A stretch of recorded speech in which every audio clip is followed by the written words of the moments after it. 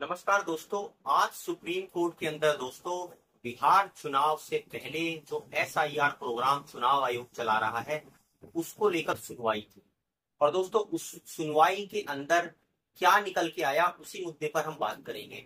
दोस्तों एक तरफ तो जहां गोदी मीडिया जो है वो बढ़ चढ़कर अपनी तरफ उस पक्ष को सुप्रीम कोर्ट के रख रहा है, वहीं दूसरी तरफ जो विपक्ष है वो बढ़ चढ़कर ये कह रहा है कि इसमें चुनाव आयोग को फटकार लगी है और चुनाव आयोग से कुछ सवालों के जवाब मांगे गए हैं। आइए जानने की कोशिश करते हैं दोनों ही पक्षों को। तो दोस्तों पहले तो जो मोदी मीडिया है वो कई तरह की खबरें दिखा रहे हैं कि किस प्रकार से जो है वो इस पुनर्निरीक्षण का जो भी फैसला था चुनाव आयोग का उस पर रोक नहीं लगाई है कोर्ट ने, और इसको जो है एक तरह से ये माना है कि ये चुनाव आयोग का, आप ये समझ लीजिए आसान शब्दों में, कि काम है कि वो तो ऐसे प्रोग्राम करेगा, अगर वो नहीं करेगा भाई तो कौन करेगा। क्योंकि सही बात है दोस्तों कि चुनाव आयोग अगर जो है वोटों को लेकर अगर कुछ गणना करना चाहता है, कुछ चेक करना चाहता है तो बिल्कुल कर सकता है, और वो उसके कहीं ना कहीं अधिकार क्षेत्र में आता है। संवैधानिक संस्था है, संविधान के जो है अनुच्छेदों का अनुपालन करके वो अपना काम कर सकता है। तो इस तरह से जो है गोदी मीडिया ने इसको बताया कि कोर्ट ने जो है इसको चुनाव आयोग के फेवर में बताया है। दूसरी बात दोस्तों, कोर्ट जाहिर सी बात है ये भी स्पष्ट तौर पे पूछ सकता है कि भैया अगर आप आरोप लगाते हो चुनाव आयोग के अंदर कि आपको उस प्रक्रिया पर आपत्ति है तो उस प्रक्रिया में क्या गलत हो रहा है, क्या ऐसी चीजें हैं जो आप जो है पेश कर दीजिए। अगर कुछ उसमें गलत है तो कोर्ट उसको सुनेगा। और वहीं दूसरी तरफ दोस्तों जो लोग ये कहते हैं कि चुनाव आयोग इसमें घिर गया है, चुनाव आयोग के ऊपर तीखी टिप्पणियां करी हैं कोर्ट ने, उसमें दोस्तों क्या पक्ष निकल के आया उसके ऊपर बात जानने की कोशिश करते हैं। तो दोस्तों एक तो टाइमिंग को लेकर कोर्ट ने सवाल उठाया कि भैया अगर तुम्हें ये एसआईआर विशेष गहन पुनरीक्षण करना ही था तो आप भैया इसको बीच में कर लेते, कि बिहार चुनाव से ठीक पहले इसको जो है करने की क्या जरूरत थी, ऐसे समय में करते जब ये जल्दबाजी में ना होता। क्योंकि ये तो तसल्ली से करने वाला काम है, ये कोई चुनाव से इसको क्यों लिंक किया जा रहा है। क्योंकि अगर किसी व्यक्ति का आप ये मान के चलिए इसमें नाम कट जाएगा तो उस बेचारे के पास तो इतना समय भी नहीं रहेगा कि वो इसमें दोबारा से अपना नाम जुड़वा पाए कागजों को बनवा के, और तब तक चुनाव हो जाएगा। तो ये तो उसके साथ एक तरह से बेईमानी हो गई, उसके साथ गलत हो जाएगा। बहुत सारे गरीब हैं और बहुत सारे ऐसे मजदूर हैं, लेबर है, जो जनसंख्या जो बाहर करने काम कर जाती है, अगर वो मान लीजिए आती भी है, उसको पता चलता है नाम कट गया हमारा, ये है वो है, कागज बनाती है, तो भैया वो आप अपनी रोजी रोटी छोड़कर आपके काम धंधे में लग जाएगा वो कागज बनवाने के। और अगर बाई चांस उसको नहीं पता चला तो उसका नाम कट जाएगा। तो ये तो तसल्ली से होने वाली प्रक्रिया है कि जब कोई चुनाव बीच में ना हो तब आप इस तरह की एक्टिविटी करिए।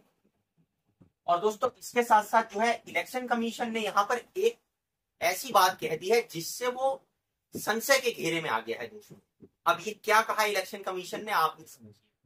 इलेक्शन कमीशन ने कहा है कि संविधान के अनुच्छेद 326 के तहत भारत में मतदाता बनने के लिए नागरिकता की जांच आवश्यक है। अब दोस्तों कोर्ट ने इसमें पूछ लिया है कि भैया नागरिकता की जांच करने वाले आप कौन हो। ये तो मसला गृह मंत्रालय का है, आप तो लोगों के वोट बनाओ, आपका काम है वोटर लिस्ट को वेरीफाई करना कि भाई आदमी वहां रहता है, उसका पता है, उसके पास वोटर आईडी है, उसके पास वोटर आईडी कार्ड है। आप नागरिकता की जांच किस हद पे करने लग रहे हो? आप संवैधानिक संस्था हो, इसका मतलब ये थोड़ी ना है कि आप जो है हर भारतीय की जो है वो नागरिकता जांचने बैठ जाओगे। अरे उस गृह मंत्रालय का काम है, न्यायिक प्रक्रिया है। अगर कोई नागरिक नहीं रहेगा तो इसका मतलब आप समझते हैं उसको देश से एक तरह से निकाला जा सकता है, उसको सारी सुख सुविधाएं जो सरकार की मिल रही हैं उनसे वंचित हो जाएगा। इतनी बड़ी प्रोसेस को आपने जो है वो हंसी खेल का मजाक बना दिया है। तो यहाँ पर ये कहते हुए उन्होंने कोर्ट का अटेंशन ग्रैब कर लिया, और कहीं ना कहीं ये मंशा भी जाहिर हो गई कि चुनाव आयोग के आखिर मन में चल क्या रहा है। वो कहते हैं ना कि तुम लाख छुपाओ प्यार मगर दुनिया को पता चल जाएगा, तो वही वाला हाल हो गया यहाँ पे चुनाव आयोग का, कि उसने इस बात को कहकर कोर्ट की अटेंशन खींच ली है कि भैया तुम नागरिकता का प्रमाण लेने घूम रहे हो या चुनाव आयोग जो वोटर लिस्ट को वेरीफाई करता है उसमें करेक्शन करता है वो करने गए हो। अच्छा, उसके साथ साथ दोस्तों अगर एसआईआर करना ही था तो उसके टाइमिंग को लेकर सवाल उठाया है कि भैया इसको पहले कर लेते, तुम भी इसको बिल्कुल चुनाव से पहले करने वाली वो जो बात है उस पर बिल्कुल चुनाव आयोग जो है वो फंस गया है।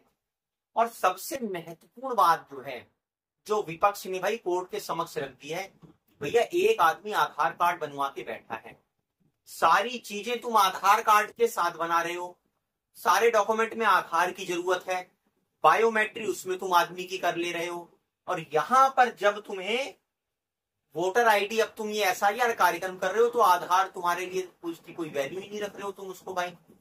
पूरे भारत के अंदर तुमने आधार बनवा दिए, बायोमेट्रिक करवा दी, अभी आप जो है कोई डॉक्यूमेंट बनवाने चले जाओ, ड्राइविंग लाइसेंस, वोटर आईडी तो खैर अब ये दूसरा ही इसमें खेल चल रहा है, पैन कार्ड, कुछ भी बनाने चले जाओ आपका आधार कार्ड मांगेंगे। तो आधार को भैया आप क्यों नहीं वैलिड मानते हो? वोटर आईडी जो आपने खुद बनाकर दे रखा है उसको भी आप जो है वो कोई वैलिड डॉक्यूमेंट नहीं मान रहे हो। अरे भैया आप ही ने तो ये वोटर आईडी बनाया है, और अगर आपने ये गलत बनाया है तो भैया कानूनी प्रक्रिया तो आपके ऊपर भी होनी चाहिए कि आपने इतने सारे लोगों का वोटर आईडी भैया कैसे बना दिया जो आज अमान्य हो गया वो। तो यहाँ पर उसके अलावा राशन कार्ड है बेचारे गरीबों के पास, और क्या है, जो थोड़ा बहुत राशन दे रहे हो राशन कार्ड लेते हैं वो, या आधार कार्ड लिए घूम रहे हैं, या वोटर आईडी कार्ड लिए घूम रहे हैं। अब तुम उनसे नए नए डॉक्यूमेंट मांगने लगो, उनकी नागरिकता की जांच करने लग जाओ, तो ये तो भैया ऐसा हो गया कि अब तुम उनको जैसे नोटबंदी में बैंकों की लाइन में लगा दिया था, अब तुम उनको डॉक्यूमेंट की लाइन में लगा दो, लगे रहो यही करते रहो, कभी नोटबंदी की लाइन में कभी वोटबंदी की लाइन में, और ये चक्कर काटो। तो यहां पर दोस्तों कहने का मतलब ये है, कोर्ट ने अब अगली तारीख मुकर्रर कर दी है चुनाव आयोग के लिए, और इसके साथ साथ जो है सवाल के कटघरे चुनाव आयोग के लिए खड़े कर दिए हैं, जिनका जवाब चुनाव आयोग को देना ही पड़ेगा। आप दोस्तों कमेंट कर बताइए, कोर्ट ने जिस तरह से घेरा है चुनाव आयोग को या सवाल पूछे हैं, उससे ये चीज तो दोस्तों जरूर है, चाहे आगे कुछ हो या ना हो, लेकिन चुनाव आयोग के लिए परेशानियों का सबब खड़ा होना शुरू हो गया है। हमारी वीडियो को लाइक और सब्सक्राइब कीजिए। धन्यवाद।